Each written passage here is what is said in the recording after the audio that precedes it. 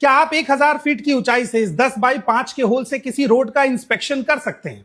ये देश के रक्षा मंत्री राजनाथ सिंह, योगी आदित्यनाथ और नितिन गडकरी हेलीकॉप्टर में बैठकर लखनऊ कानपुर एक्सप्रेस वे को 1000 फीट की ऊंचाई से इंस्पेक्शन कर रहे हैं। आपको कैसे पता चलेगा कि एक हाईवे का इंस्पेक्शन हेलीकॉप्टर से किया जा रहा है? यह वही एक्सप्रेसवे है जिसको बनाने में लगभग 4200 करोड़ रुपए लगे। 13 जुलाई को इसका उद्घाटन होता है और 16 दिन के अंदर इसकी सड़कें धंसनी शुरू हो जाती हैं। 24 दिन के अंदर लगभग 80 गड्ढे आइडेंटिफाई किए गए और पंखा लगा के इस हाईवे को सुखाना पड़ा। अब आप मेरी एक बात को ध्यान से समझिए, इस हाईवे का इंस्पेक्शन हेलीकॉप्टर से किया गया इसलिए इतनी समस्या आई। अगर यही राजनेता हाईवे का इंस्पेक्शन अपनी गाड़ियों से हाईवे पर चल के करते तो 10 लाख रुपए जो हेलीकॉप्टर को उड़ाने पे लगा वो भी नहीं लगता और पहले दिन ही इसकी कमियां पकड़ में आ जाती और देश की जनता का 4200 करोड़ रुपया जो बर्बाद हो रहा है उसका कुछ हिस्सा बचाया जा सकता था। इस देश के नेताओं की अय्याशी का आलम देखिए कि वो सड़क पर चलने के लिए भी फ्री नहीं है।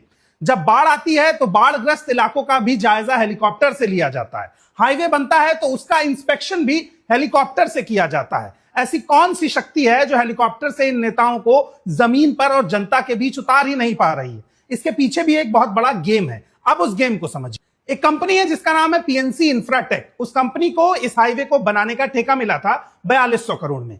इतनी अनियमितताओं के बाद जब इस कंपनी को ब्लैकलिस्टेड करने की मांग उठी तो 16 जुलाई तक इसे 3500 करोड़ का एक और टेंडर मिल चुका था।